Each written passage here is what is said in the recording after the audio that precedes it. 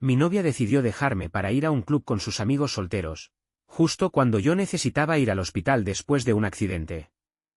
Estuve casi una hora sentado, tratando de poner en orden mis pensamientos mientras mis manos temblaban al escribir esto.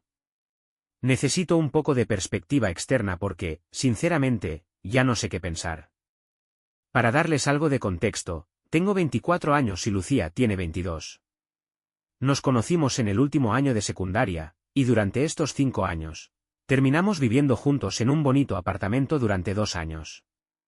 Yo, trabajando como desarrollador de software en una startup en el centro, asumía la mayor parte del alquiler, mientras que ella contribuía con lo que podía ganar en su trabajo de medio tiempo en Starbucks. Nunca tuvimos problemas financieros ni discusiones graves, todo parecía ir de maravilla. Desde las compras del supermercado y los brunches de fin de semana hasta las noches de cine y las actividades en pareja. Lucía siempre fue una mujer decidida, totalmente enfocada en sus estudios de enfermería, lo que me atrajo profundamente, junto con su ambición y objetivos claros. Incluso llegué a imaginar un futuro juntos, y había comprado un anillo de compromiso, que me costó 3 meses de salario, con la intención de proponérselo en nuestro aniversario el próximo mes. Ese anillo, todavía guardado en su caja en mi escritorio, representaba una promesa de matrimonio que ambos habíamos soñado, una boda después de que ella terminara sus estudios y ambos consolidáramos nuestras carreras, luego comprar una casa y, finalmente, formar una familia. Nuestros padres se llevaban muy bien, y hasta nuestros hermanos se habían hecho amigos, lo que hacía que todo pareciera perfecto. Pero luego, pequeños detalles que al principio había ignorado como cosas sin importancia, empezaron a rondar en mi mente.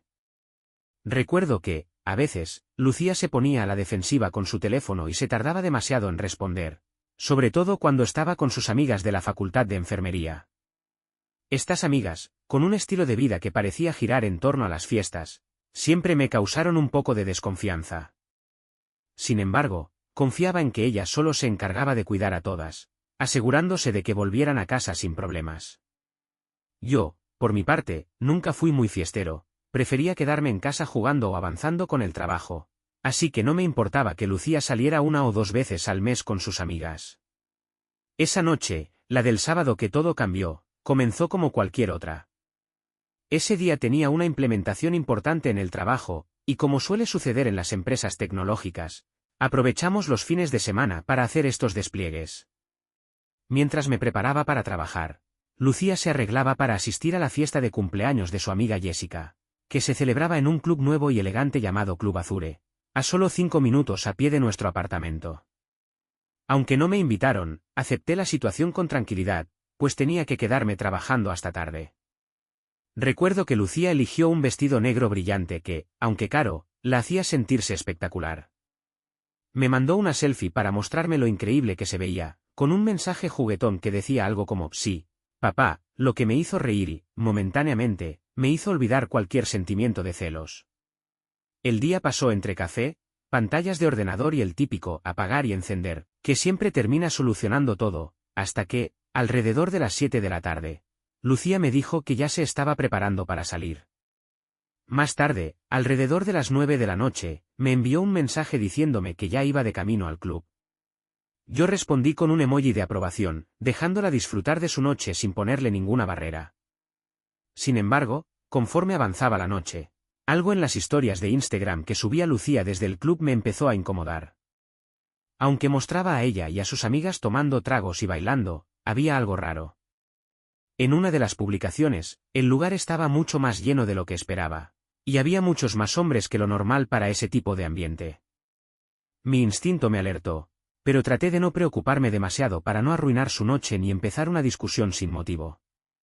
Terminé mi jornada laboral a las 10:30 de la noche, habiendo solucionado un problema en el procesador de pagos y sintiéndome listo para irme. Salí del estacionamiento, que siempre me resulta algo misterioso por esa curva pronunciada antes de la salida, donde tengo que ir despacio para asegurarme de que no venga ningún coche. Fue justo en ese momento cuando un SUV negro apareció de la nada, cruzando un semáforo en rojo. No tuve tiempo de reaccionar antes de que el coche me impactara de lleno en el lado del conductor. Los airbags se desplegaron con una fuerza increíble y mi coche empezó a girar violentamente. El impacto de la colisión me hizo golpear contra la ventana. Sentí como si mis costillas fueran perforadas por un cincel, y para colmo, pude saborear la sangre en mi boca. No lograba entender bien lo que acababa de pasar. Iba en la dirección equivocada cuando, de repente, un SUV me atropelló a gran velocidad, destrozando completamente la puerta del conductor. El conductor del vehículo se dio a la fuga, y yo me quedé allí, sentado durante un minuto, tratando de asimilar lo sucedido. Mi cabeza palpitaba en el lugar donde el vidrio me alcanzó, y mis costillas dolían como si alguien me hubiera golpeado con un bate de béisbol. Estaba tirado en mi Civic destrozado, con sangre corriendo por mi rostro debido a una herida profunda en la frente. La visión se me nublaba y cada respiración me causaba un dolor agudo que se extendía por los costados. Además, un sabor metálico inundaba mi boca, probablemente por haberme mordido la lengua durante el choque, mientras el airbag se desplegaba. Al tocarme la cabeza, mis dedos quedaron pegajosos y teñidos de rojo. No había duda de que estaba gravemente herido. En medio del caos mental, no podía dejar de pensar en Lucía. Ella es enfermera, una persona que dedica su vida a ayudar a los heridos. Sin duda, al enterarse de mi estado, dejaría todo lo que estuviera haciendo para venir en mi auxilio. Con el club tan cerca, a solo 5 minutos, esperaba que ella llegara antes de que aparecieran los policías. Desesperado, tomé mi teléfono, aunque mi visión se estaba duplicando, y marqué directamente. La llamada fue enviada al buzón de voz, así que intenté una segunda vez, pero nuevamente fue en vano, pues Lucía rechazó la llamada. Con la esperanza de que tal vez estaba en el baño o que me devolvería la llamada en breve, me vi obligado a enviarle un mensaje, a pesar de que cada movimiento me hacía sentir el dolor de mis costillas. Escribí: baby, tuve un accidente, estoy sangrando. Necesito que vengas, estoy en 50 Men. Vi como los 3 puntos de enviando parpadeaban en la pantalla, y pensé que pronto recibiría su confirmación de que venía en camino. Sin embargo, su respuesta me dejó helado. ¿De verdad pensaba que estaba bromeando? Mientras tanto, el dolor aumentaba y la sangre seguía cayendo por mi sien. Intenté llamarla nuevamente, pero volvió a rechazar la llamada. La desesperación me invadió, no solo por el accidente, sino por la dolorosa certeza de que Lucía no vendría. Con un movimiento forzado, que me hizo sentir como si un cuchillo me estuviera clavando entre las costillas, tomé mi teléfono, y abriendo la ventana rota del coche, envié un último mensaje con la frase: no es broma, por favor ven a ayudar. Pocos segundos después, su respuesta fue fría: Photoshop está cada vez mejor. Mientras trataba de procesar lo que acababa de leer, Mike, un hombre sin hogar que frecuenta el estacionamiento y a quien de vez en cuando le compro café, ya había llamado al 911. Este desconocido, al verme sangrando y herido, no dudó en hacer lo correcto. Mi propia novia, la enfermera en la que más confiaba, estaba a solo 5 minutos, pero me trataba como si nada. Sentía que mi cuerpo entero estaba fuera de lugar. Un intenso sube y baja de calor me hacía pensar que mis lesiones eran peores de lo que parecían. En un último intento, le envié otro mensaje: Aye, por favor, ¿en serio? Necesito ir al hospital. Estoy mareado, no puedo respirar bien. El impacto de la colisión me hizo golpear contra la ventana. Sentí como si mis costillas fueran perforadas por un cincel, y para colmo, pude saborear la sangre en mi boca. No lograba entender bien lo que acababa de pasar. Iba en la dirección equivocada cuando, de repente, un SUV me atropelló a gran velocidad, destrozando completamente la puerta del conductor. El conductor del vehículo se dio a la fuga, y yo me quedé allí, sentado durante un minuto, tratando de asimilar lo sucedido. Mi cabeza palpitaba en el lugar donde el vidrio me alcanzó, y mis costillas dolían como si alguien me hubiera golpeado con un bate de béisbol. Estaba tirado en mi Civic destrozado, con sangre corriendo por mi rostro debido a una herida profunda en la frente. La visión se me nublaba y cada respiración me causaba un dolor agudo que se extendía por los costados. Además, un sabor metálico inundaba mi boca, probablemente por haberme mordido la lengua durante el choque, mientras el airbag se desplegaba. Al tocarme la cabeza, mis dedos quedaron pegajosos y teñidos de rojo. No había duda de que estaba gravemente herido. En medio del caos mental, no podía dejar de pensar en Laura. Ella es enfermera, una persona que dedica su vida a ayudar a los heridos. Sin duda, al enterarse de mi estado, dejaría todo lo que estuviera haciendo para venir en mi auxilio. Con el club tan cerca, a solo 5 minutos, esperaba que ella llegara antes de que aparecieran los policías. Desesperado, tomé mi teléfono, aunque mi visión se estaba duplicando, y marqué directamente. La llamada fue enviada al buzón de voz, así que intenté una segunda vez, pero nuevamente fue en vano, pues Laura rechazó la llamada. Con la esperanza de que tal vez estaba en el baño o que me devolvería la llamada en breve, me vi obligado a enviarle un mensaje, a pesar de que cada movimiento me hacía sentir el dolor de mis costillas. Escribí: cariño, tuve un accidente, estoy sangrando. Necesito que vengas, estoy en 50 Men. Vi como los 3 puntos de enviando parpadeaban en la pantalla, y pensé que pronto recibiría su confirmación de que venía en camino. Sin embargo, su respuesta me dejó helado.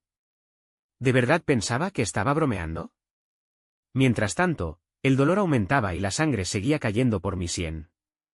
Intenté llamarla nuevamente, pero volvió a rechazar la llamada. La desesperación me invadió, no solo por el accidente, sino por la dolorosa certeza de que Laura no vendría. Con un movimiento forzado, que me hizo sentir como si un cuchillo me estuviera clavando entre las costillas, tomé mi teléfono, y abriendo la ventana rota del coche, envié un último mensaje con la frase: no es broma, por favor ven a ayudar. Pocos segundos después, su respuesta fue fría: Photoshop está cada vez mejor. Mientras trataba de procesar lo que acababa de leer, Mike, un hombre sin hogar que frecuenta el estacionamiento y a quien de vez en cuando le compro café, ya había llamado al 911. Este desconocido, al verme sangrando y herido, no dudó en hacer lo correcto. Mi propia novia, la enfermera en la que más confiaba, estaba a solo 5 minutos, pero me trataba como si nada. Sentía que mi cuerpo entero estaba fuera de lugar. Un intenso sube y baja de calor me hacía pensar que mis lesiones eran peores de lo que parecían. En un último intento, le envié otro mensaje: Laura, por favor, ¿en serio? Necesito ir al hospital. Estoy mareado, no puedo respirar bien. Su respuesta fue directa y cortante: deja de intentar arruinar mi noche, te bloqueo si sigues así. Sentí como si mi estómago se hundiera, no tanto por el dolor, sino por darme cuenta de que realmente no le importaba lo que me estaba pasando. Traté de llamarla una última vez, el teléfono sonó una vez y luego fue directo al buzón de voz. Resultó que, en medio de mi crisis, ella me había bloqueado. Allí, en mi coche destrozado, sangrando, con lo que parecía una conmoción cerebral y luchando por respirar, ella ni siquiera se tomó la molestia de ver si estaba vivo. Cuando la policía llegó sorprendentemente rápido, apenas podía mantenerme consciente. Un oficial, al verme, inmediatamente llamó a los servicios médicos. Intenté decirle que estaba bien, pero antes de que pudiera, Mike me sostuvo para evitar que cayera al suelo. Señor, necesita atención médica, dijo el agente mientras se agachaba a mi lado. Mientras esperábamos la ambulancia, tomé mi teléfono una vez más. Mis notificaciones estaban vacías, no había llamadas perdidas ni mensajes nuevos, hasta que apareció una nueva historia en Instagram. Era de Jessica, y en el vídeo se veía a Aye haciendo body shots en el abdomen de un desconocido, con el sello de Club Azur, a las 11:47 de la noche, justo cuando me estaban subiendo a la ambulancia. Esa imagen dolió más que el impacto. Mientras los paramédicos me colocaban en una camilla, podía ver el brillante letrero de neón del club a solo 5 minutos de distancia, contrastando cruelmente con mi estado.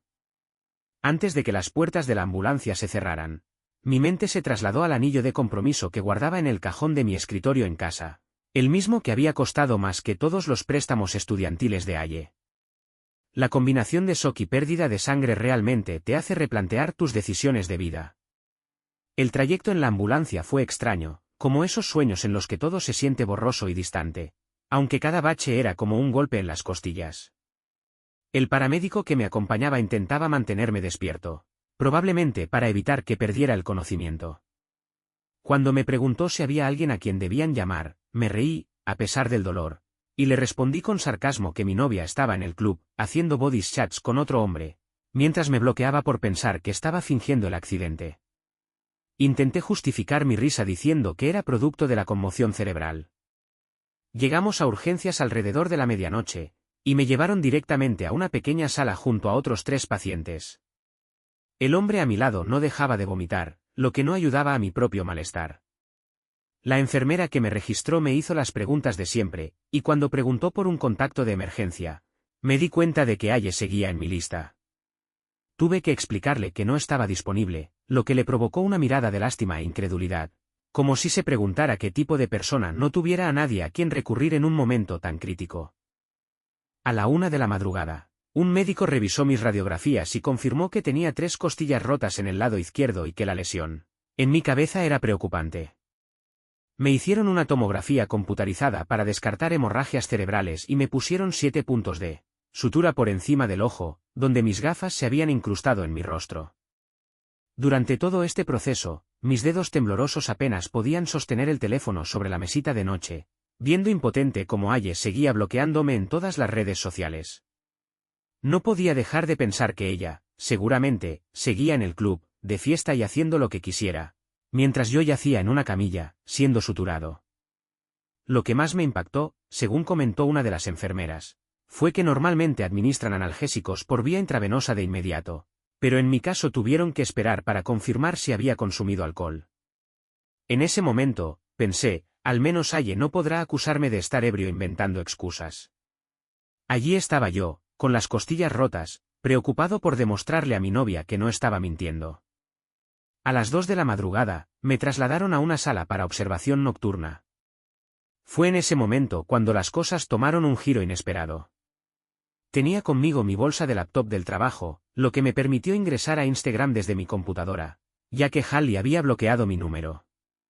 Ahí fue donde vi todas las historias de la noche, Hallie bailando con varios chicos, tomando más de un chat, todo con marcas horarias posteriores a mis intentos de contactarla, después de que se enteró de que supuestamente había tenido un accidente y me bloqueó como resultado.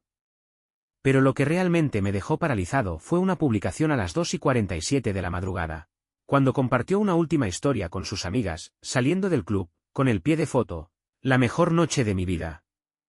Tomé capturas de pantalla de todo, no sé por qué exactamente, pero sentía que necesitaba pruebas de que lo que estaba viviendo no era producto de mi imaginación. Aproximadamente a las 3 de la madrugada, mi teléfono explotó en notificaciones.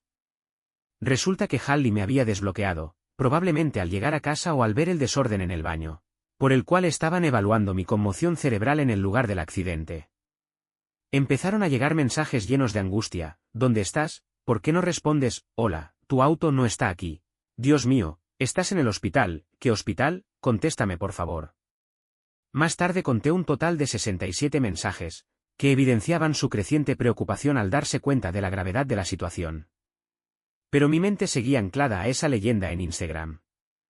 Le respondí con un mensaje simple: Sala 412, pero no te apresures. No quiero arruinar tu mejor noche de la vida. Apagué el teléfono, tomé una de las pastillas para el dolor que la enfermera me había dejado y traté de dormir. Sin embargo, cada vez que cerraba los ojos, los efectos del analgésico se dejaban sentir, hasta que finalmente caí en un profundo letargo. Desperté alrededor de las 8 de la mañana al escuchar a alguien llorar. Me costó un momento recordar dónde estaba. Todo era excesivamente blanco y el ambiente olía a limpiador industrial. Mis costillas ardían, mi cabeza latía con fuerza, y las luces fluorescentes parecían lanzarme destellos como rayos láser. Fue entonces cuando la vi, encorvada en una incómoda silla de plástico junto a mi cama, todavía vestida con ese deslumbrante vestido negro del club. Su maquillaje ya se había corrido, y las marcas de su máscara de pestañas se veían en su rostro como surcos, imitando a un mapache triste. Había dejado caer sus tacones en algún momento, y noté que uno de ellos tenía la correa rota, probablemente debido al tanto bailar. En cuanto se dio cuenta de que estaba despierto, se lanzó hacia mí con la intención de abrazarme, pero una enfermera la interrumpió de inmediato. Cuidado, cariño, tiene costillas rotas, advirtió con una mirada tan fría que helaría el infierno. Parecía que el turno nocturno ya había informado al personal de la mañana sobre mi situación, pues cada enfermero que pasaba miraba a Hallie como si fuera un estorbo. Hallie empezó a soltar lágrimas mientras se justificaba. ¿Amor? Lo siento mucho. Pensé que solo querías que volviera a casa, ya sabes lo preocupado que te pones cuando salgo a beber. Y Jessica dijo que no debía dejarte controlar mi vida. No pude evitar interrumpirla. ¿Controlarte? ¿Cuándo he intentado controlarte?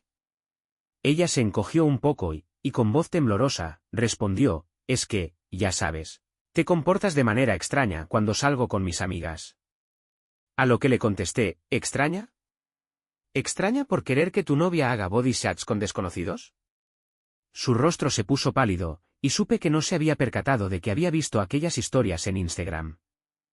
Ella intentó restarle importancia, llamándolo diversión de cumpleaños, y comenzó a juguetear con sus manos. Un tic nervioso mientras se mordisqueaba las uñas. Se veía bastante mal. Supongo que eso pasa cuando uno se queda de fiesta hasta las 3 de la mañana y luego pasa la noche llorando en una sala de hospital. Hallie continuó, con voz apagada, cariño, los chicos del club no significan nada. Yo solo estaba pasándola bien. Jamás te engañaría. Y en ese momento entendí que no captaba la verdadera situación. Para ella, todo se reducía a celos y una noche de diversión, pero lo que me dolía a mí era que, estando gravemente herido y pidiendo ayuda, decidió bloquearme y asumir que estaba mintiendo, en lugar de tomarse 5 minutos para comprobar mi estado. ¿Acaso entiende que, después de 5 años juntos, le dije que estaba herido y necesitaba auxilio, y en vez de eso me bloquea? El doctor interrumpió la tensa conversación, revisó mis signos vitales y me administró más analgésicos, lanzando miradas de desaprobación hacia Hallie, quien permaneció sollozando mientras el ambiente se llenaba de un silencio pesado. Mis costillas pulsaban, mi cabeza latía, y un vacío profundo se instaló en mí. Fue en ese momento, al mirarla detenidamente, cuando me di cuenta de que la persona a la que amaba ya no era la misma. Finalmente, Hallie volvió a hablar, insistiendo, esos chicos en el club no significan nada. Yo solo estaba divirtiéndome. Pero ya no podía escuchar más excusas sobre su diversión. Le dije, no me importan los chicos, ni las body shots, ni la fiesta. Lo que me duele es que, estando yo en una situación crítica, decidiste bloquearme y asumir que mentía, en lugar de comprobar durante 5 minutos que realmente estaba herido. ¿Sabes lo que podría haber pasado? El doctor dijo que, si hubiera esperado un poco más, las consecuencias habrían sido mucho peores. No pude terminar la frase, mientras la gravedad de la situación seguía hundiéndose en mi mente. Hallie rompió nuevamente en llanto, intentando justificarse. Te lo prometo, lo compensaré.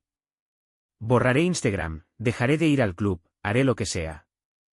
Allí, acostado en la cama del hospital, recordé con amargura que tenía un anillo guardado en el cajón de mi escritorio, un anillo que había planeado proponerte el próximo mes, en nuestro aniversario. Al pronunciar esas palabras, sus lágrimas se detuvieron de repente, y su rostro se quedó fijo, como si hubiera presionado un botón de pausa. Había planeado todo con detalle. Una cena en ese restaurante italiano donde tuvimos nuestra primera cita y el momento en que me arrodillaría, junto a la fuente.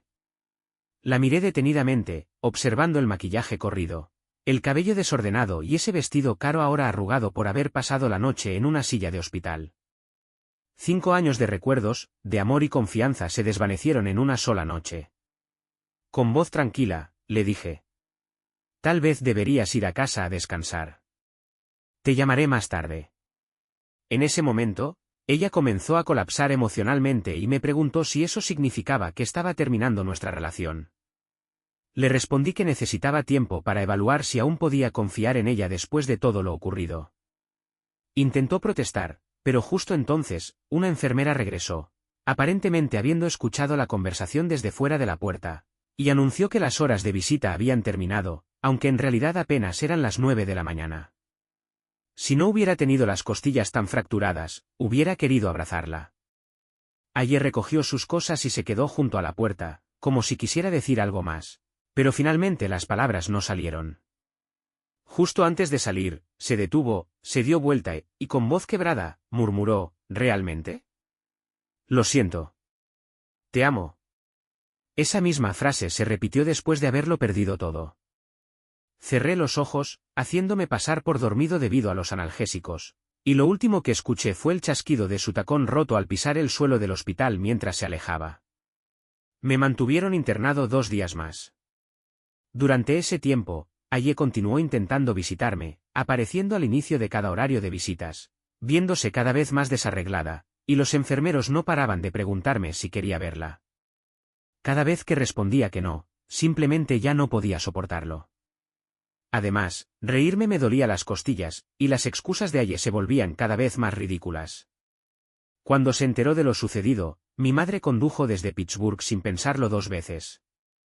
Ella es del tipo de persona que llega con Tupperware lleno de sopa casera y empieza a reorganizar la habitación del hospital, porque según ella, el espacio no está optimizado para la energía curativa o algo así. A decir verdad, me alegré mucho de su llegada al contarle lo que había hecho allí. Mi madre me miró de una manera que nunca había visto antes. Siempre había estado del lado de Aye, solían compartir brunches dominicales y muchas otras cosas.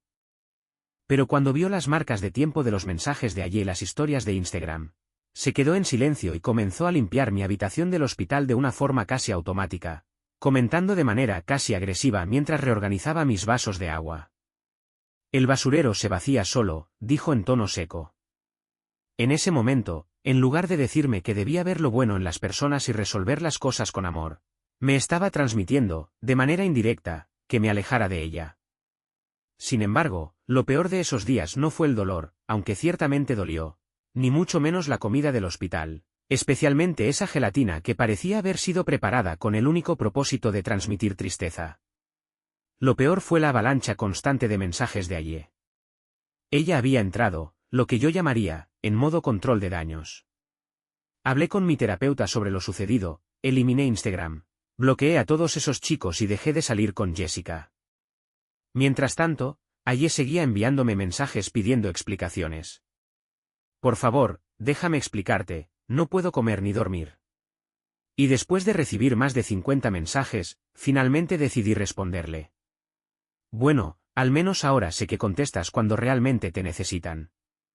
Por cierto, la policía atrapó al conductor del atropello y fuga. Resultó ser un chico adinerado que conducía la SUV de su padre, ebrio, y su abogado ya está intentando llegar a un acuerdo fuera de la corte. Eso, sin duda, sería material para otro post en Reddit. El alta del hospital fue un caos. Según la política del hospital, me hicieron trasladarme en silla de ruedas, aunque mis piernas funcionaban perfectamente. Mi madre me llevó a casa, quejándose durante todo el trayecto de que mi apartamento no estaba preparado para una recuperación adecuada, y que debía quedarme con ella. Sin embargo, yo necesitaba mi propio espacio. Al entrar en mi apartamento, noté que Aye había estado allí durante mi ausencia. El lugar estaba impecable, sin rastro del vómito de la noche del accidente. Había llenado el refrigerador con mis comidas favoritas, organizado libros y juegos junto al sofá e incluso instaló uno de esos agarradores para que no tuviera que inclinarme. Pero, al mismo tiempo, había dejado pequeñas notas amarillas con corazones, disculpas y chistes internos de nuestra relación. Fui retirando cada una de esas notas, y con cada una, sentía que 5 años de recuerdos se desmoronaban.